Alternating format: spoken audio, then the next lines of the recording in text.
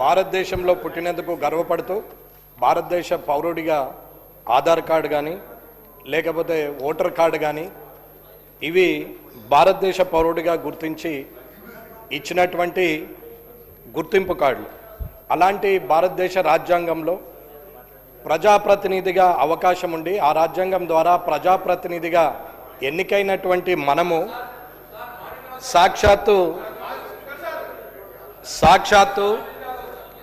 Governor సాక్షిగా, శాసనమండలి chairman సాక్షిగా, శాసనసభ స్పీకర్ సాక్షిగా జాతీయ గీతం వస్తున్నప్పుడు ఖచ్చితంగా దానికి గౌరవం ఇవ్వాల్సిన అవసరం ఉంది.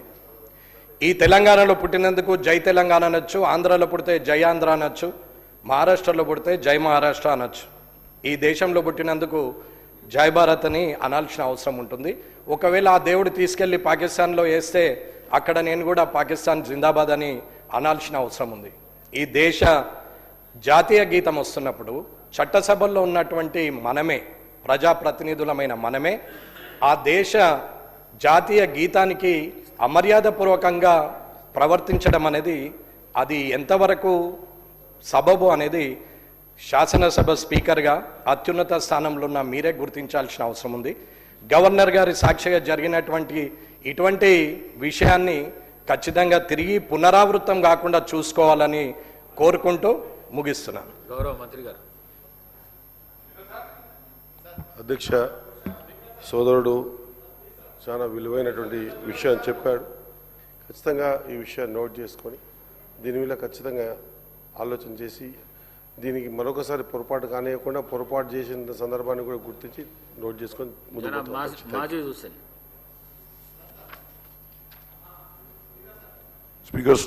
स्पीकर साहब, मैं तहे दिल से आपका शुक्रगुजार हूं कि आपने 0 ओवर में हमें अपने कॉन्स्टिट्यूंसी के ताल्लुक से बात करने का मौका दिया। सर, मैं यहां पर आपके सामने एक जो तकलीफ करने का मौका दिया। सर, मैं यहां पर आपके सामने एक जो तकलीफ मेरी कॉन्स्टिट्यूंसी में बेइंतहा फैल रही है और जिससे गरीबों को बेइंतहा तकलीफ हो रही है वो आपके सामने रख रहा हूं और मैं उम्मीद करता हूं कि हुकूमत इस तकलीफ को दूर करने की पूरी जोर कोशिश करेगी।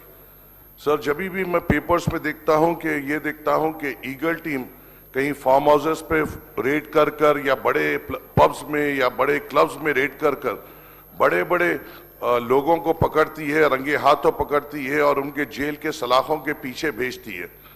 मेरा सवाल ये है सर, क्या पुलिस की जिम्मेदारी क्या सिर्फ बड़े फार्म हाउस या पब्स या क्लब्स या पॉलिटिशियंस के बेटे या फिल्म फ्रेटर्निटी के लोग रिश्तेदार उनसे ताल्लुक रखते हैं या उनकी जिम्मेदारी गरीबों पे भी है या नहीं है?